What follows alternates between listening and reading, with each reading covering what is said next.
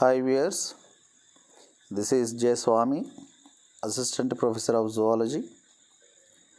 Today we are going to discuss the transport of oxygen. Oxygen get transported into tissues from the lungs in two forms. As dissolved oxygen, 3% of oxygen get transported, whereas in the form of oxyhemoglobin, remaining 97% of oxygen get transported into the tissues. Out of 100, 3% of oxygen transported in the form of dissolved oxygen, remaining 97% get transported in the form of oxyhemoglobin. Now, if you see the equation, hemoglobin is the respiratory pigment. This hemoglobin can carry 4 oxygen molecules at a time. That results in the formation of oxyhemoglobin.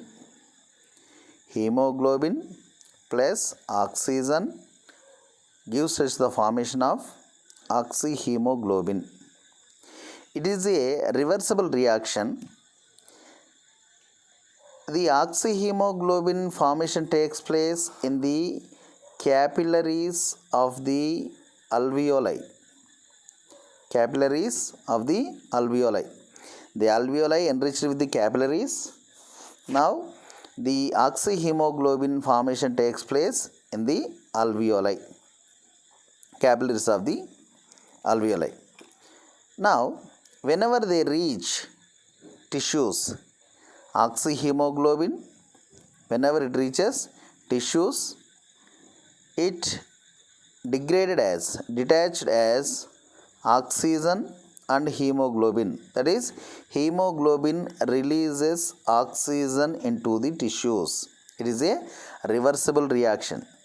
Oxyhemoglobin formation takes place in the capillaries of the alveoli, and degradation of oxyhemoglobin into hemoglobin and oxygen, that takes place in the tissues. See, here there are two terms which we will remember.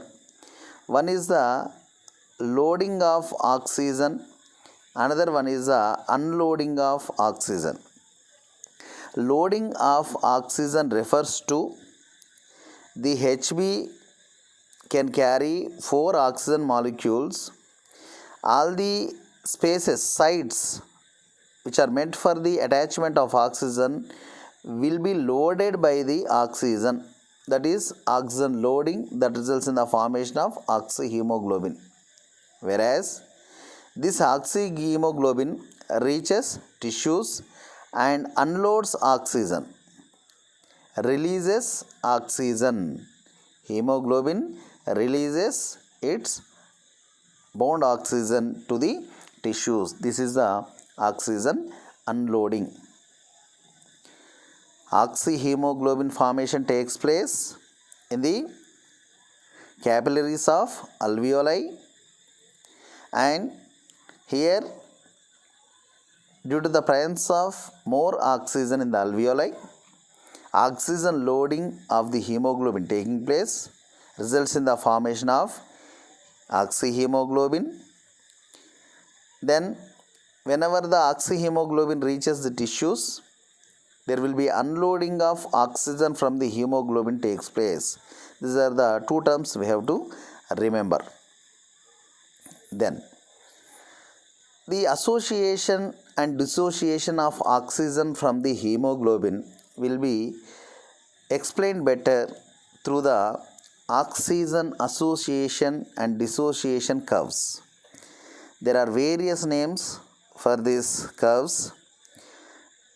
Most of the people, they call it as the oxygen dissociation curve, and some of them they call it as the oxygen association dissociation curve, and some of them they call it as the oxyhemoglobin curve, and some of them they call it as the oxygen hemoglobin equilibrium curve, otherwise oxygen equilibrium curve.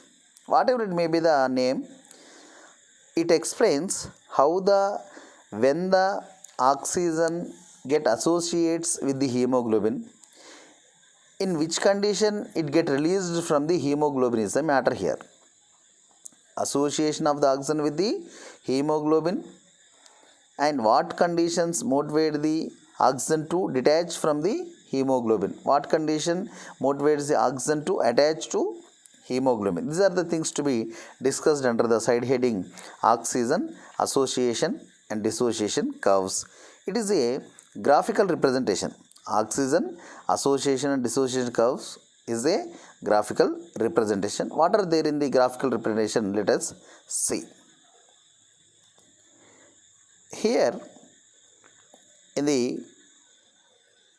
graph there is a x-axis and there is a y-axis. On x-axis we have taken partial pressure of oxygen, partial pressure of oxygen within the atmospheric pressure, and on the y-axis we have taken percent saturation of hemoglobin, percent saturation of hemoglobin. We have taken a graph. On x-axis we have taken partial pressure of oxygen, and on y-axis we have taken percent saturation of hemoglobin. Now see what happens whenever the pressure of oxygen is more, what happens, and if the pressure of oxygen is less, what happens. Let us start with the lungs. In the lungs, the oxygen partial pressure is PO2 is of about 104 mmHg. Let us assume the partial pressure of oxygen at the site of respiratory membrane, it is 104 mmHg.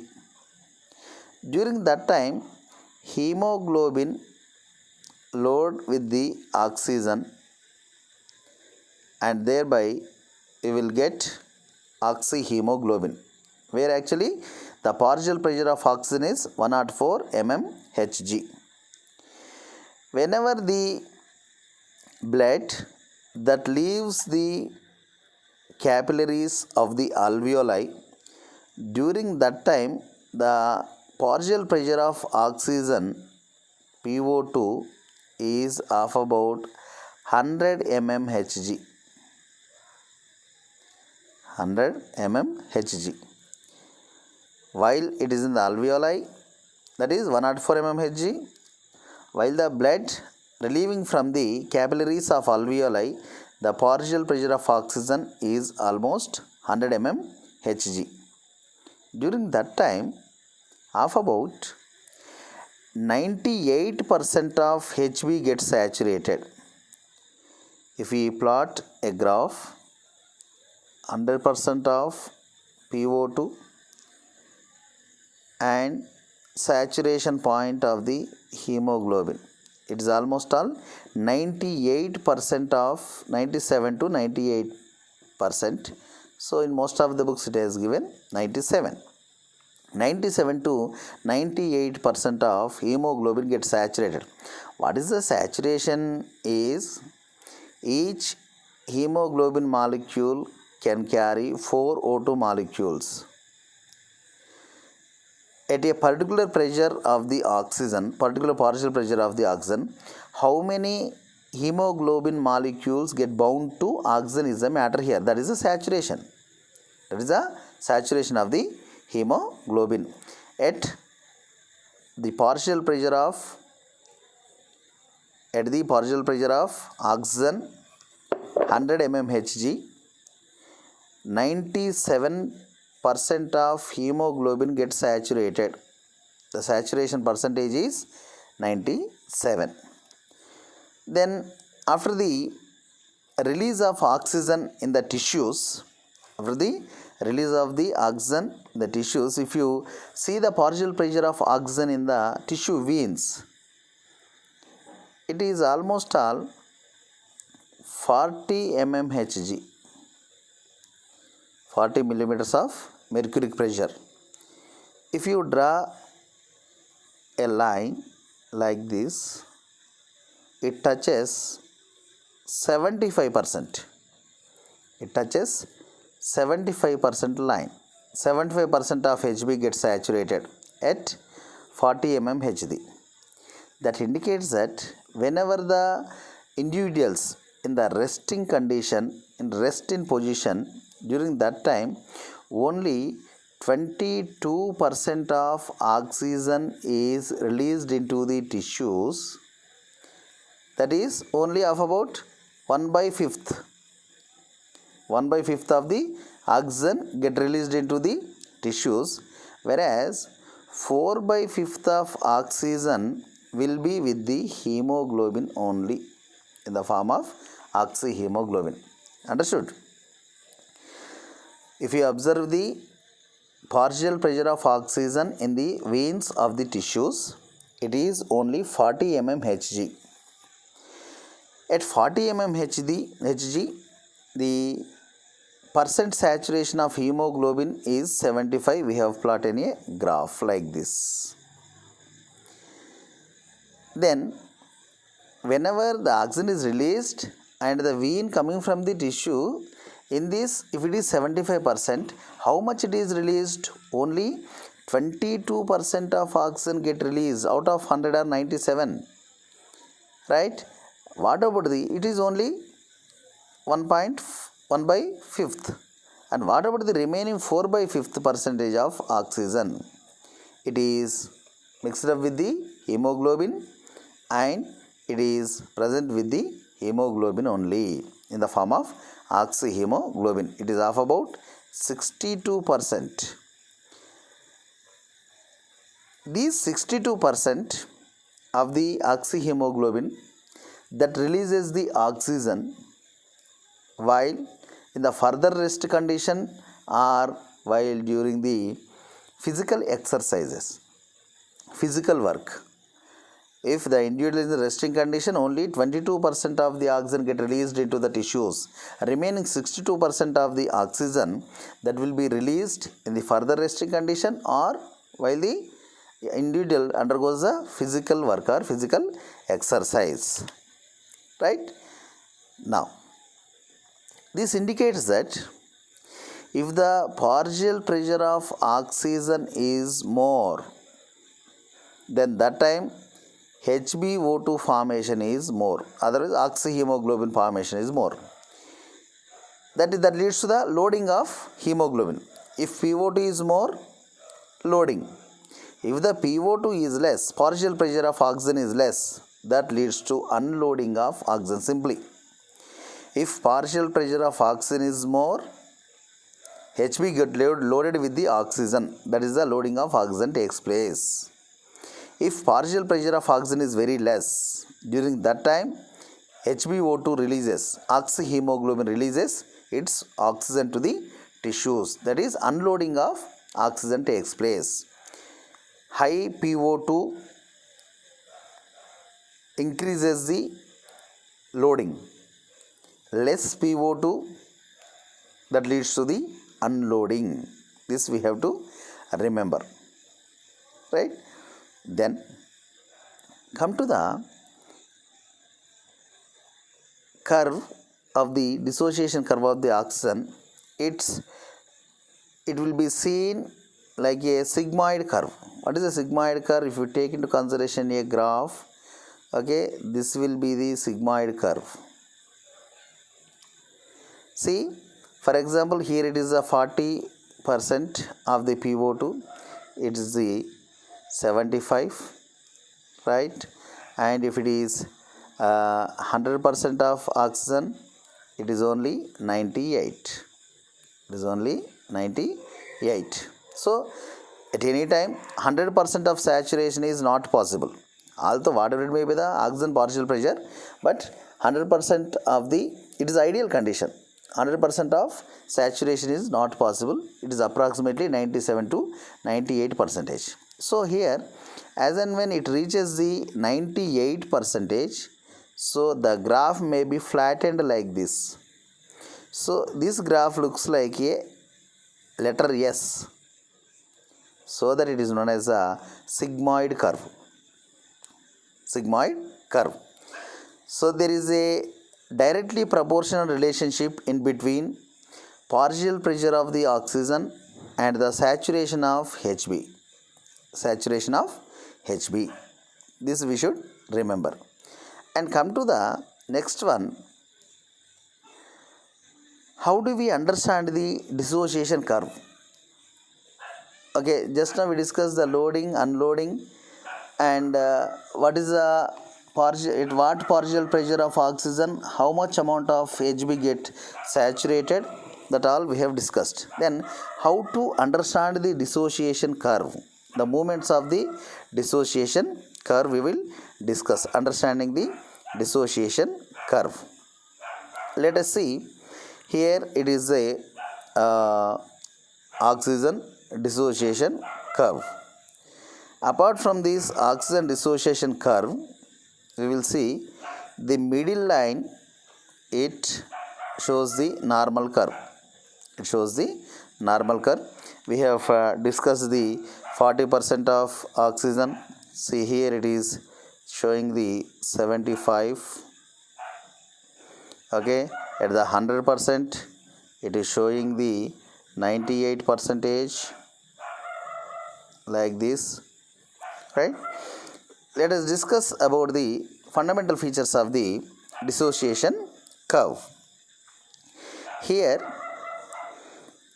whenever the partial pressure of oxygen is more, when the partial pressure of oxygen is more, that moves the curve to the left side. That moves the curve to above side, left side. If the partial pressure of the oxygen is less, the curve move to right side. This is the right side and this is the left side. What is the left side? What is the right side? We will discuss. Right? Left shift is nothing but whenever the concentration of oxygen is more, partial pressure of oxygen is more, that tends to attach with the hemoglobin and formation of oxyhemoglobin takes place.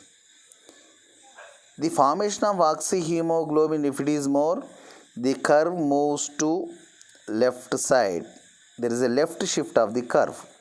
Left shift of curve represents, indicates the high saturation of the hemoglobin. Formation of oxyhemoglobin is more. That is the left shift.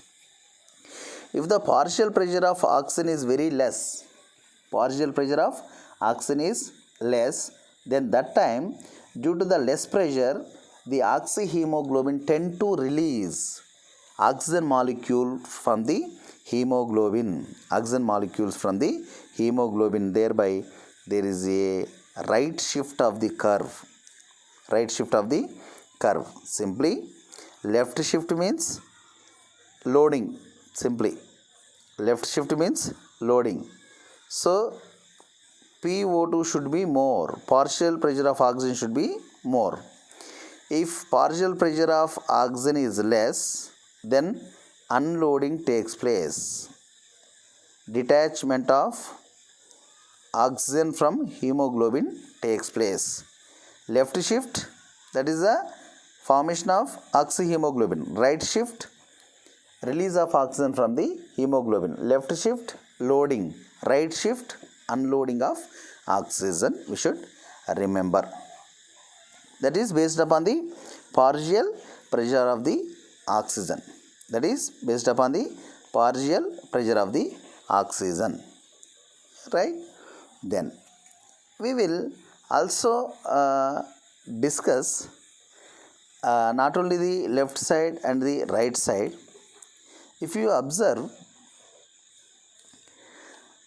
whenever the curve moves to left, that enhances the bonding capacity. Whenever it moves to right, that decreases the bonding capacity. We should understand it. Okay, and based upon the metabolical activity also, we will explain the same thing.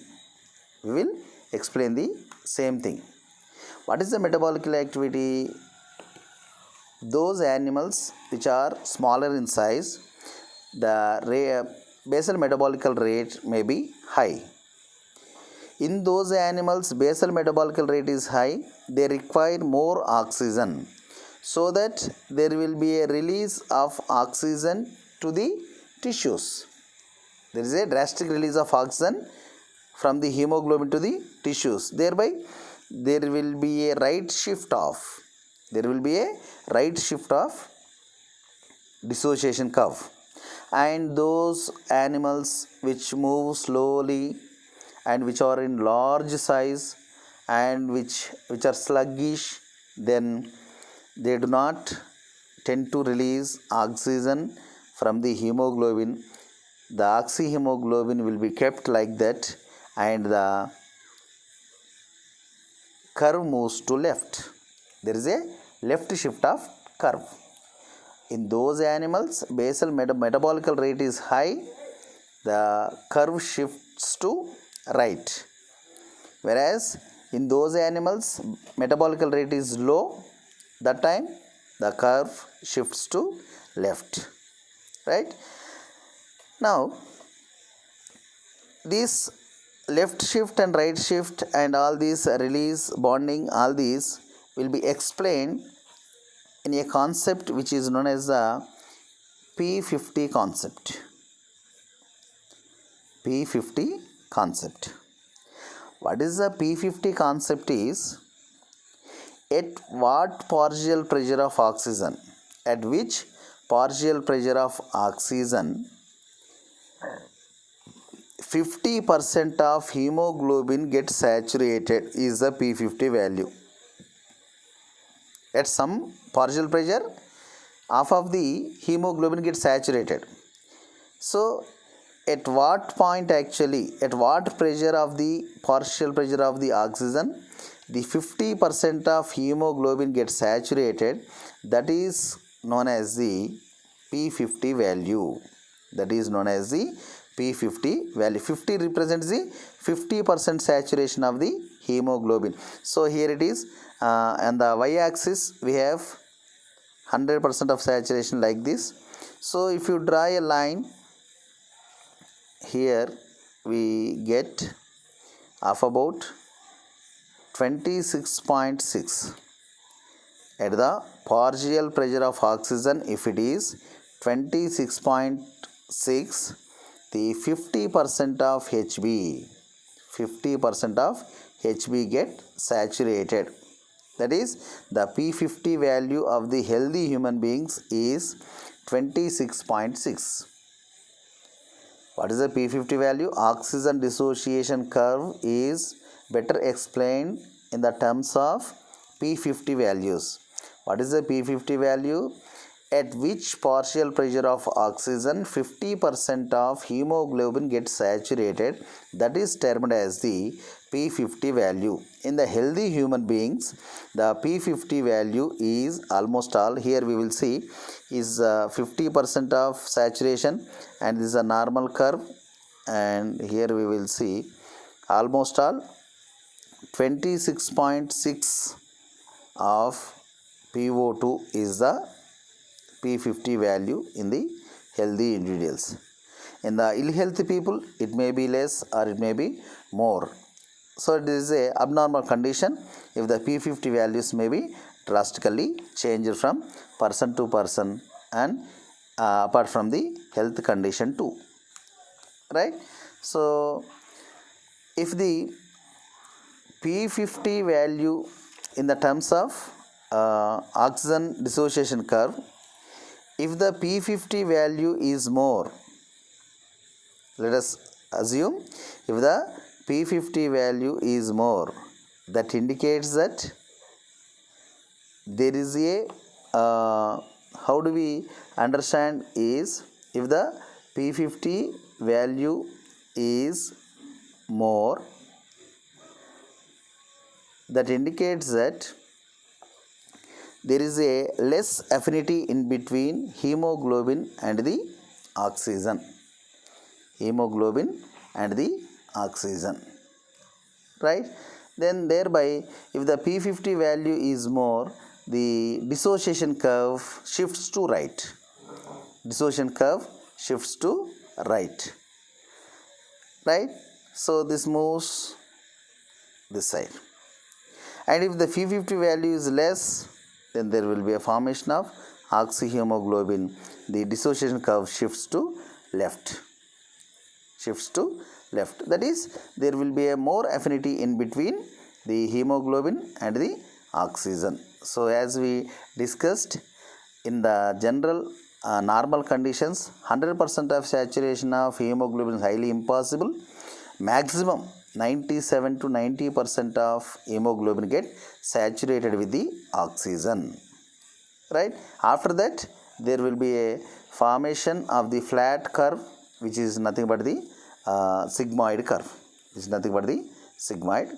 Let us discuss the affinity of the oxygen with the hemoglobin. If you observe oxygen dissociation curve of various animals, if the size of the animal is more, if it is sluggish, if the metabolic rate is very low, in all these animals the curve moves towards left.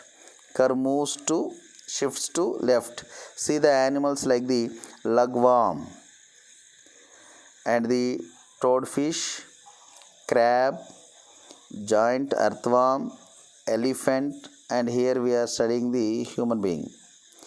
So those which have the low metabolic rate, those which have the large size, those which shows the slow movements, they have the left shift curve. And those which are small in size and which metabolic rate is more, they have the right shift. Okay, shrew, insect, duck, all of them, their curve shifts to right. And if you see the affinity of the oxygen with the hemoglobin, apart from the affinity, here we will discuss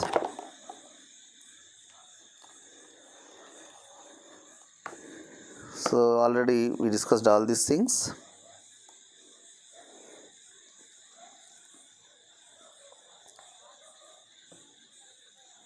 HB is a allosteric protein. Hemoglobin is a allosteric protein, and it has two forms based upon the concentration of the partial pressure of the oxygen. It is available in two forms. HB, it is available in two forms. One is the T form, another one is the R form. T form is nothing but the tense state, and it shows low affinity to the oxygen. And R form, otherwise a relaxed state, where it shows the high affinity. Simply, if the PO2 is less, partial pressure of oxygen is less, then that time the HB shows T state, tense state, low affinity towards the oxygen. If the PO2 is more, during that time the hemoglobin will be in the relaxed state. It binds with the more amount of oxygen. Now, here there is a term which is known as the positive cooperativity. For example, this is the hemoglobin molecule. The ferrous of hemoglobin can contact with 4 oxygen molecules. For example, one oxygen molecule get attached with the hemoglobin. Attachment of one oxygen molecule and formation of oxyhemoglobin attracts the remaining 3 oxygen molecules as early as possible. First of all, one oxygen molecule comes in contact with the hemoglobin, and the attachment of this oxygen with the hemoglobin that leads to the formation of oxyhemoglobin. This oxyhemoglobin attracts remaining 3 oxygen molecules to their respective site that enhances the saturation of the hemoglobin is nothing but the positive cooperativity. It is known as positive cooperativity that leads to the curve to become flat here. After a certain saturation of the 97 or 98%, so addition of excess amount of the oxygen, although there is a more partial pressure, so it will be flattened, the curve will be flattened. So oxygen molecule, attachment of oxygen molecules to the hemoglobin attracts remaining oxygen molecules to come in contact with the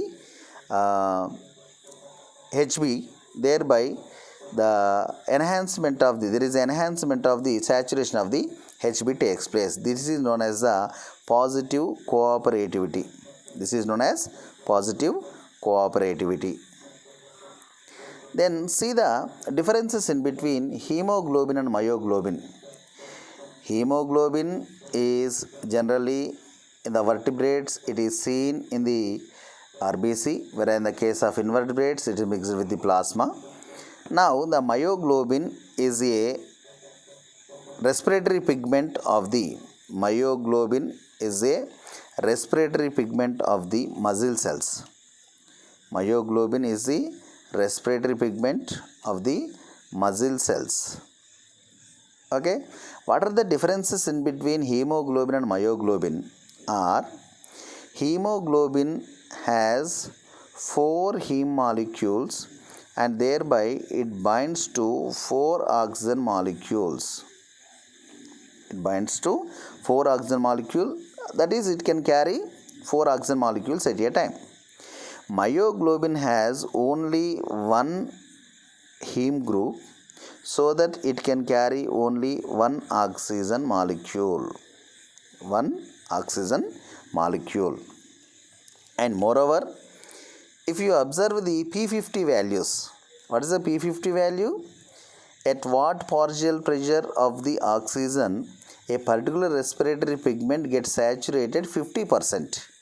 The hemoglobin's P50 value just now we discussed, that is 26.6 mmHg, millimeters of mercuric pressure, whereas the myoglobin it is only 1 mm. We have already drawn a statement that if the P50 value is more, the tendency of affinity in between respiratory pigment and the oxygen is less. If the P50 value is very less, okay, that indicates the affinity in between respiratory pigment and oxygen is very high, so that the 1 mmHg of the oxygen partial pressure, 1 mmHg of the oxygen partial pressure is enough to saturate 50% of the myoglobin. 1 mmHg of partial pressure of oxygen is enough to saturate 50% of myoglobin, whereas in the case of hemoglobin it requires 26.6 mmHg of partial pressure of oxygen that makes saturate the 50% of hemoglobin. Okay, now although it binds with the myoglobin, it binds with the oxygen, okay, and it stores the oxygen. As and when it is necessary, then only disperse. Myoglobin is a respiratory pigment of muscle. Myoglobin is a respiratory pigment of muscle. It not only transports the oxygen, but also it stores the oxygen, and as and when it is necessary, it distributes the oxygen.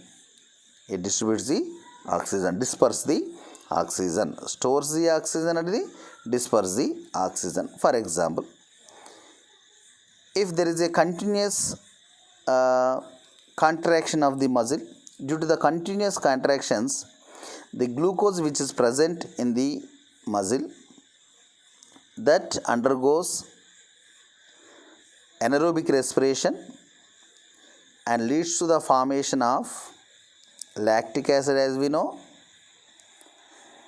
and the formation of the lactic acid that results the fatigue muscle of the muscle fatigue of the muscle or muscle fatigue, restlessness of the muscle fatigue. So during this time, the myoglobin that bound to the oxygen, that binds the oxygen, this oxygen will be released. This oxygen will be released from the myoglobin during the fatigue conditions. Thereby, it protects the organism from the deficiency of the oxygen. It protects the organism from the deficiency of the oxygen, and also it protects from the muscle fatigue by providing appropriate amount of oxygen in needy time. As and when the muscle requires oxygen, during that time the myoglobin releases the oxygen. Thereby it protects the organism from the oxygen deficiency and also from the muscle fatigue. Right? This is the difference in between the hemoglobin and the myoglobin. Hemoglobin and the myoglobin. So this is a structure of myoglobin. Okay, one ferrous molecule is there, right? And this ferrous carry one oxygen molecule, right? Then these are the differences in between the structure and functional status of the hemoglobin and the myoglobin.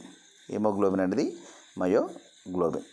And come to the factors affecting the, see here, if you observe the blue line represents the myoglobin. Blue line represents the myoglobin, whereas the purple line represents the hemoglobin. So this is the normal one, right? So the myoglobin line is shifts towards the left, whereas the hemoglobin line shifts towards the right. So if the observe the P50 values, the P50 value of the myoglobin is only 1% here, whereas the P50 value of the hemoglobin, it is almost all 26.6 percentage. 26.6 percentage. Then come to the factors that affecting the oxygen dissociation curve. Factors affecting the oxygen dissociation curve. So there are various factors that affect the oxygen dissociation curve. They are carbon dioxide, pH, then temperature, followed by 2,3-DPG diphosphoglycerate, carbon monoxide CO, methemoglobinemia, and fetal hemoglobin. All of them, they show their effect on the oxygen dissociation curve. Let us discuss what is the effect of carbon dioxide? What is the effect of carbon dioxide? Here, whenever the partial pressure of carbon dioxide is more, during that time HbO2 get degraded into, otherwise HbO2, that Hb releases O2 outside, otherwise oxygen outside. When the partial pressure of carbon dioxide is more, during that situation HbO2 that releases the O2. Simply, in simple terms, if this is the lung, HbO2 or oxyhemoglobin formation takes place. So these are the blood capillaries and they reach a certain tissue. Let us assume. Here CO2 concentration is more, the tissue CO2 concentration is more, so that the hemoglobin releases the O2. Hemoglobin releases the O2. In the tissues, what happens? In the tissues, there is a more CO2. Then hemoglobin that releases the O2 into tissues, oxygen into tissues. Okay. Then if the CO2 concentration is less, that is in the lungs, if the concentration of CO2 is less, during that time that facilitates the HbO2 formation, oxyhemoglobin formation. If the carbon dioxide partial pressure is more, detachment of oxygen from the hemoglobin takes place. That is one thing. Simple statement. What is the effect of the carbon dioxide on the oxygen dissociation curve is, in the high partial pressure of the CO2, Hb releases O2. Hb releases O2 into tissues. Simply. Then what is the effect of pH? Low pH releases the oxygen. Low pH releases the oxygen. High carbon dioxide partial pressure releases the oxygen. Low pH releases the oxygen. What is the pH? Hydrogen ion concentration of that particular media. How the hydrogen ion concentration get decreased? Here, in general, where actually the carbon dioxide is there that mixed up with the water and forms the carbonic acid H2CO3 in the presence of carbonic anhydrase enzyme. CO2 mixed up with the water and forms the carbonic acid under the catalytic activity of the carbonic anhydrase. Immediately after the formation of the carbonic anhydrase, this get degraded into hydrogen ions and bicarbonate ions, H plus HCO3 minus. H2CO3, it is an unstable compound. After the formation of carbonic acid, immediately it is get degraded into H plus ions and bicarbonate ions. This H plus bond with the HbO2 and thereby it forms the HHB, and that tend to release the O2 to the tissues. That is, the hemoglobin get acidic. In the acidic condition, hemoglobin may not tolerate the oxygen, so that it releases the oxygen. That is, indirectly CO2 itself makes the pH low. If the free H plus ions are there, pH may be increased. This free H plus ions get attached with the HB and forms the HHB, acidic hemoglobin, and thereby there is a decrease in the pH. The decreased pH releases the oxygen molecules. Simply, don't get confused. High partial pressure of carbon dioxide releases the O2. less pH, low pH releases the O2. Low pH will be obtained by the formation of carbonic acid by the fusion of carbon dioxide with that of water under the catalytic activity of the carbonic anhydrase, and after formation of carbonic acid, it is an unstable compound as it degrades into H plus ions and HCO3 minus bicarbonate ions. These H plus ions tend to interact with the hemoglobin, that makes them to acidic hemoglobin. Now the oxyhemoglobin, when it becomes acidic, it never tolerates the oxygen, it releases the oxygen, so that the indirectly CO2 and the less pH that releases the oxygen into the tissues. What is the statement is? More, otherwise a high partial pressure of CO2 and less pH, low pH, that releases the oxygen from the hemoglobin. That is, oxygen get dissociated from the hemoglobin simply. High partial pressure of carbon dioxide and low pH. Then come to the temperature. So this is the statement is defined as the Bohr effect. High partial pressure of CO2, less pH, they tend to release oxygen from the oxyhemoglobin, otherwise hemoglobin. This is known as the Bohr effect. This is known as Bohr effect. See, the named phenomena are usually asked in the competitive examinations, so that make a note of it. Bohr effect is the effect of carbon dioxide and pH on the O2 dissociation curve. High carbon dioxide partial pressure, low pH, that makes the release of oxygen from the hemoglobin. This is termed as the Bohr effect. And coming to the temperature, what is the effect of temperature on the O2 dissociation curve?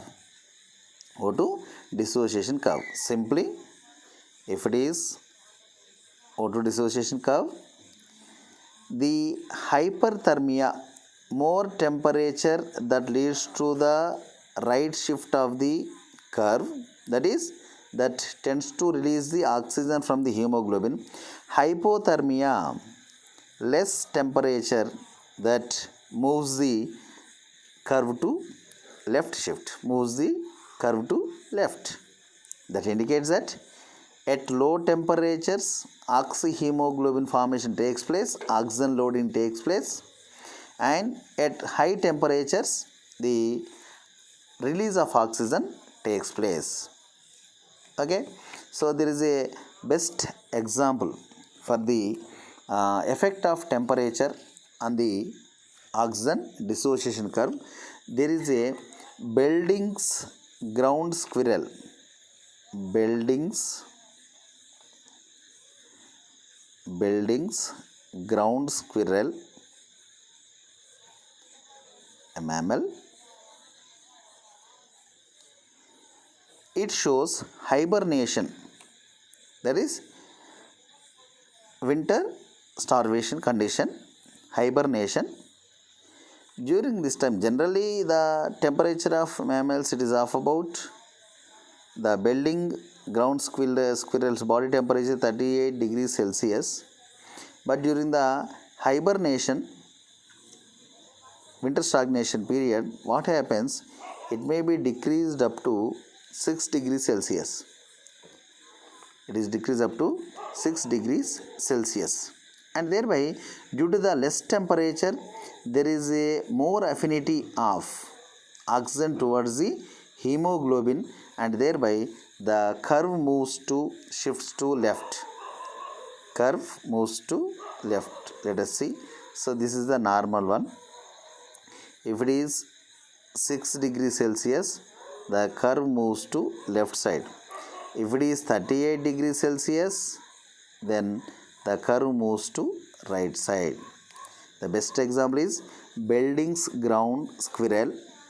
it shows hibernation. In general, the body temperature is 38 degrees Celsius, whereas in the hibernation period it decreased up to 6 degrees Celsius, and thereby, due to the hypothermic condition, there is a more affinity in between hemoglobin and oxygen. The oxygen dissociation curve shifts to left. That is, there is a inhibition of release of oxygen from the hemoglobin. But at the normal temperature, that is 38 degrees Celsius, then during that time there will be a right shift of the oxygen dissociation curve, and usually releases the oxygen from the hemoglobin for the needs and necessities of the buildings, ground squirrel. And come to the third one, that is the 2,3-diphosphoglycerate. 2,3-diphosphoglycerate, DPG. DPG 2,3-diphosphoglycerate is an organophosphate, and it is formed in the RBC through the glycolysis, and it facilitates and motivates the low oxygen levels, and it will be formed in the patients, otherwise in the individuals, those who are suffering from the hypoxemia, chronic lung diseases, anemia, congestive heart failure. In all these individuals, those who are suffering from all these kinds of diseases, there will be a formation of synthesis of 2,3-diphosphoglycerate. If the 2,3-diphosphoglycerate formation is more, then if the 2,3-diphosphoglycerate formation is more, then thereby it mixes up with the hemoglobin and releases the oxygen and shifts the curve to right. Shifts the oxygen dissociation curve to right. Make a right shift in the oxygen dissociation curve. Simply, 2,3-diphosphoglycerate is an organophosphate usually formed in the RBC from the glucose, right? So it will be formed more in those individuals who are suffering from hypoxemia, chronic lung diseases, anemia, and congestive heart failure. Then what it makes? It makes a right shift in the oxygen dissociation curve, because this 2,3-DPG that binds with the hemoglobin and releases the oxygen. This is another factor. And coming to the fourth one, carbon monoxide. Carbon monoxide is a component which is seen in the smoke of the cigarette, smoke of the vehicles, motorbikes, and all this. And if you observe the affinity, most of the time this is asked in the competitive examination. How they will ask is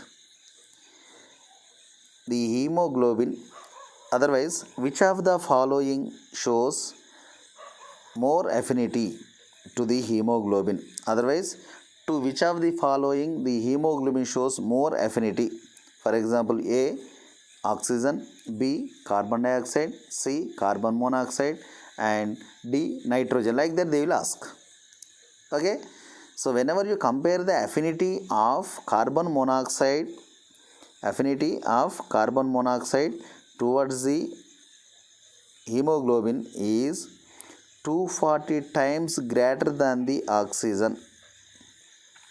The affinity of hemoglobin towards the carbon monoxide is 240 times greater than the oxygen. That much affinity they have, right? For example, if this hemoglobin have the 4 sites for the attachment of the oxygen, if one is bound by the carbon monoxide, let us assume, and remaining 3 sites get occupied by the oxygen very tightly, they never want to released from the hemoglobin, so that the oxygen will be packed within the hemoglobin itself. and thereby there will be a more saturation of hemoglobin, and that is not at all released from the hemoglobin. Oxygen may not be released from the hemoglobin, so that there will be a left shift of the oxygen dissociation curve. One more interesting thing is those who smoke cigarettes, 20% of the hemoglobin 20% of hemoglobin get bound to the carbon monoxide and it become useless. So it is there is no space for the attachment of the oxygen. So 20% of the sites they are occupied by the carbon monoxide, and there is no use of this carbon monoxide with the uh, individual, right? So whenever the carbon monoxide and oxygen compete for the binding of hemoglobin, due to this nature oxygen may not release from the hemoglobin. That creates a dangerous situation which is known as a hypoxia. Oxygen is there but it is not available to the tissues. It may not be available to the tissues. That is known as a hypoxia. That is known as hypoxia, right? Then coming to the next one, methemoglobinemia. Methemoglobinemia is the abnormal status of the hemoglobin. In general, in the hemoglobin, iron in ferrous condition get oxidized and formed into ferric condition and releases the O2 and becomes ferrous again. But in the methemoglobinemia, the ferrous usually present in the ferric form, so that it is unable to release the oxygen out.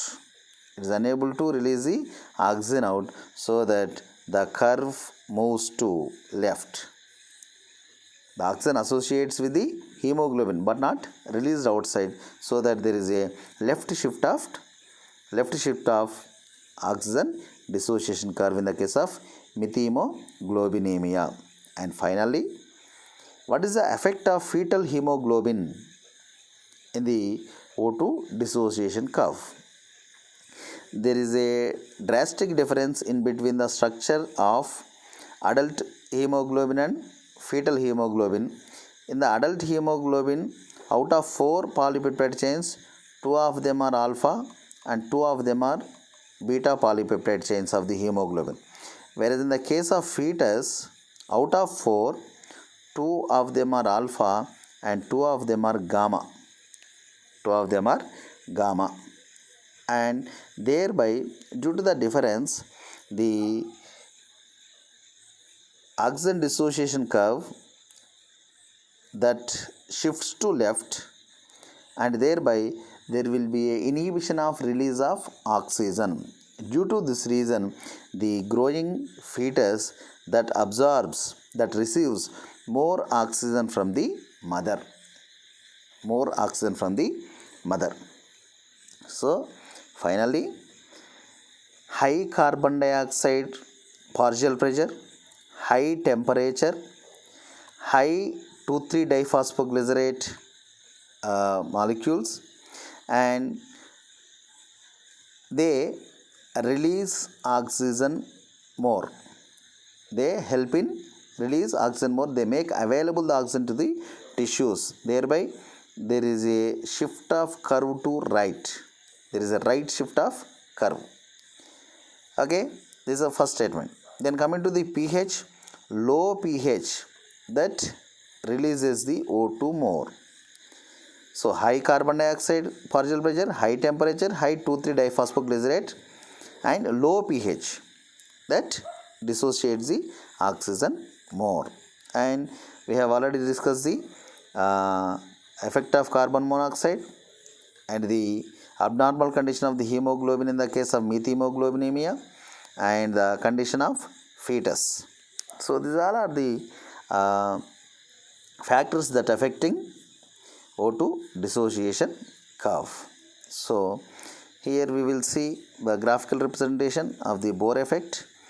low pressure that shifts the curve to left, high pressure shifts the curve to right. And here see,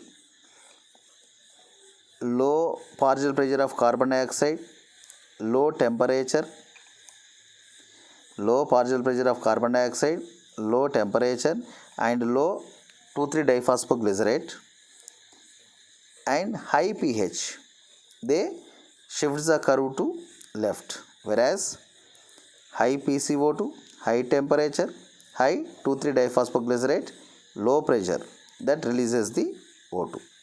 So entire it is a simple representation.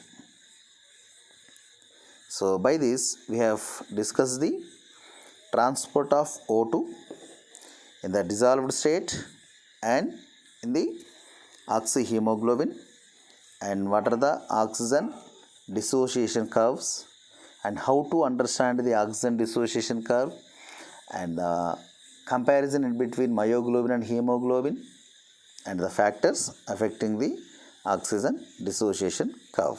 Thank you one and all.